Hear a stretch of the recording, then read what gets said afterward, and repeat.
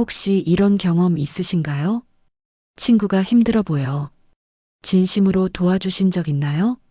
시간도 내주고 마음도 내어주며. 그래, 친구니까 하고 아무 계산 없이 손을 내민 순간 말입니다. 그런데 이상하게도 그 친구가 오히려 더 잘되기 시작한 그때 기뻐해야 하는데 마음 한쪽에서 말하기 어려운 서늘함이 조용히 올라온 적 있으신가요? 친구를 도와줄 때는 몰랐습니다.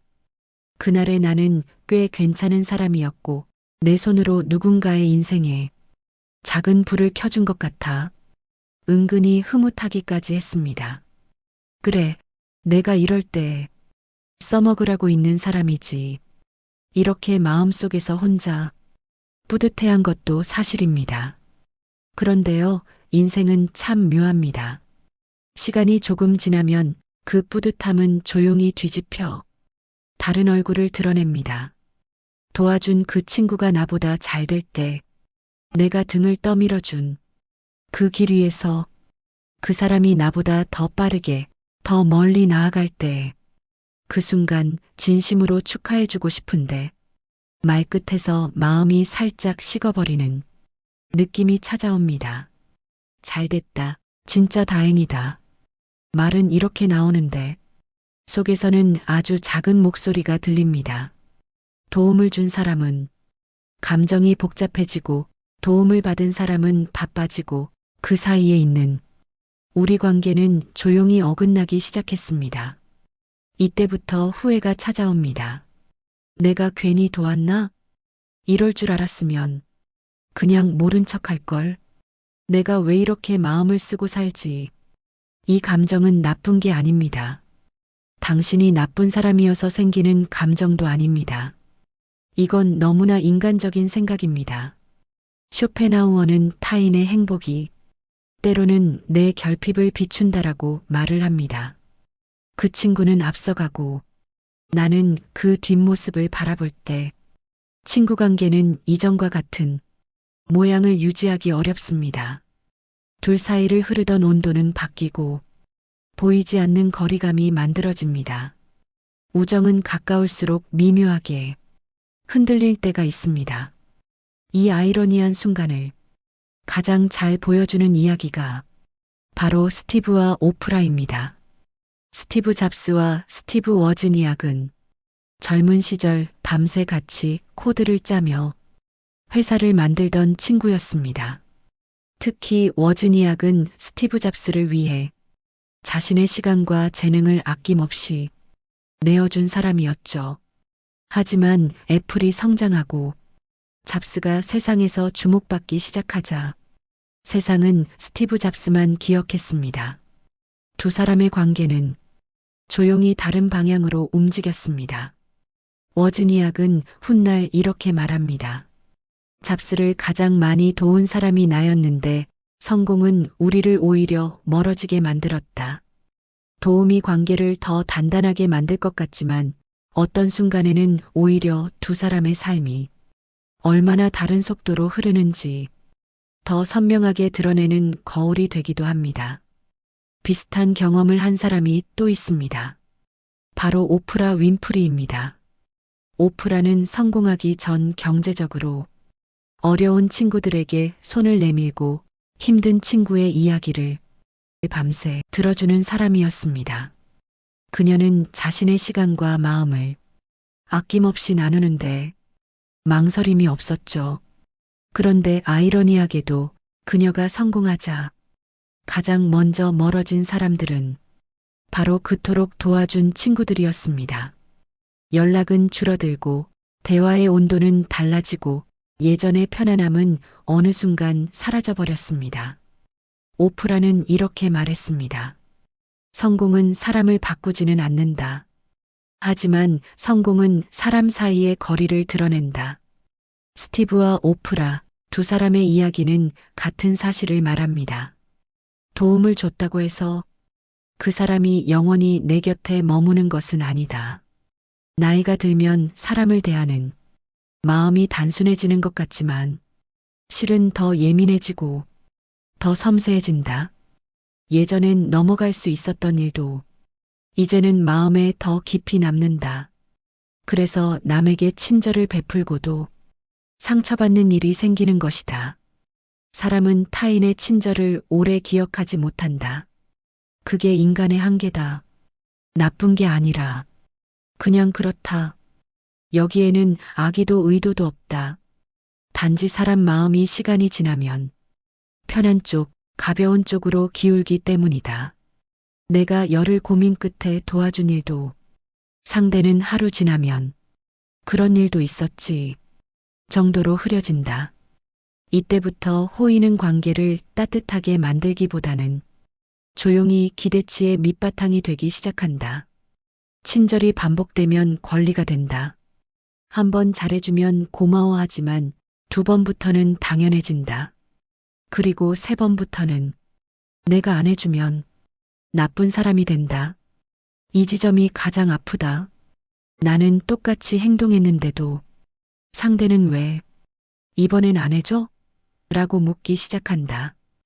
호의가 당연함으로 바뀌는 순간 관계의 온도는 이전과 전혀 다른 길로 흘러간다. 이건 내가 나쁜 사람이어서가 아니라 사람 마음은 받은 친절을 버릇처럼 받아들이는 존재이기 때문이다. 남에게 잘하려는 마음엔 인정 욕구가 숨어 있다. 타인의 기쁨을 위해 하는 것 같지만 사실은 나 이런 사람이야 라고 보여주고 싶은 마음도 있다. 그런데 나이가 들수록 타인의 인정은 공기처럼 사라진다. 내 삶도 책임져 주지 않을 사람들이니 그리고 우리는 뒤늦게 깨닫는다. 누군가에게 잘 보이려고 씀씀이를 늘리고 마음을 과하게 쓰는 일은 결국 나만 지치게 한다는 것을 남들이 나를 어떻게 보는지가 중요한 시기는 이미 지났다. 지금 중요한 건 내 하루가 무너지지 않는 것, 그리고 내 감정이 소모되지 않는 것이다. 내 마음을 지켜야 할 나이가 됐다. 이제 남 좋은 일 하다가 상처받을 만큼 마음의 여유가 남아있지 않다. 남에게 잘하는 것보다 가만히 내 삶을 챙기는 게 훨씬 지혜롭다. 이제는 괜찮은 사람으로 보이는 것보다 무너지지 않는 사람으로 남는 것이 더 중요하다. 내 공간, 내 리듬, 내 평온을 지키는 일이 어떤 관계보다 소중해진다. 사람을 돕고 난 뒤 상처가 남는 이유는 단순합니다. 도움은 진심이었지만 세상 모든 사람이 그 진심의 무게를 똑같이 받아들이는 건 아니기 때문입니다. 그래서 돕는 방식을 조금만 바꾸면 상처의 절반은 사라집니다. 첫째, 정이 아니라 여유로 도와라. 우리는 정이 많아서 문제다. 정으로 돕기 시작하면 나도 모르게 마음을 과하게 준다. 그러면 상처받기 딱 좋다. 도움은 여유가 있을 때만 하는 것이다. 내 마음 시간통 장장고가 버거우면 그건 도움이 아니라 자기 희생이다. 희생은 고맙게 받지 않는다. 대부분 당연함이 된다. 도움은 정으로 하지 말고 여유 있을 때만 건너줘라. 이게 상처의 80%를 막는다. 둘째, 한 번은 해줘도 두 번은 기준을 세워라. 한 번 도와주면 고마워한다. 두 번 도와주면 기대하기 시작한다. 세 번 도와주면 당연히 너가 하는 일이 된다. 우리가 상처받는 지점은 바로 이 세 번째다. 그래서 원칙 하나만 세워라. 한 번은 괜찮아. 두 번은 내가 결정할게. 이 기준만 있으면 상대는 당신을 함부로 대하지 못한다. 셋째, 상대가 힘들어 보여도 스스로 할 수 있는가를 먼저 보라. 우리가 착해서 생기는 가장 큰 실수는 이거다. 저 사람 힘들어 보이네. 도와야지. 그런데 진짜 봐야 할 건 그 사람이 못하는지 혹은 안 하는지다. 안 하는 사람을 도우면 도운 사람이 바보 된다. 그리고 상처는 100% 돌아온다. 도움은 저 사람의 문제를 내가 대신 들어도 괜찮은가? 이 질문을 통과할 때만 하는 게 맞다. 넷째, 도와주고 나면 반드시 마음의 선을 닫아라. 사람들은 도움보다 도운 뒤의 감정 때문에 상처받는다. 저렇게 도와줬는데 고마워할 줄은 알아야지. 이 생각이 들기 시작하면 이미 마음이 틀어진 거다. 돕고 나면 마음의 문을 닫아라. 도움은 거기까지가 당신의 역할이다. 그 이후의 변화는 그 사람의 몫이지 당신의 책임이 아니다. 선택의 순간까지는 당신, 결과의 순간부터는 그 사람이다. 다섯째, 도움을 줄 때 관계를 보지 말고 사람을 봐라. 우리가 상처받는 이유는 친구니까, 오래 봤으니까라는 관계에 기대기 때문이다. 하지만 오래 봤다고 깊은 사람 아니고 친구라고 성숙한 사람 아니다. 도움의 기준은 관계가 아니라 사람이다. 그 사람이 받을 줄 아는 사람인지, 선을 아는 사람인지, 부담을 말할 줄 아는 사람인지 봐야 한다. 관계가 아니라 사람을 보면 상대의 본 모습이 보인다. 그러면 상처받을 일이 급격히 줄어든다. 도움은 끊으라는 게 아니다. 방법을 바꾸라는 거다. 도움을 멈추면 사람이 차가워지고 도움을 계속하면 내가 무너진다. 그래서 필요한 건 도움을 끊는 것이 아니라 도움을 지혜롭게 조절하는 것이다.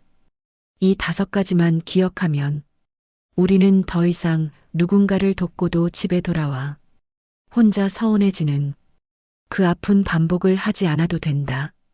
쇼펜하우어는 말한다.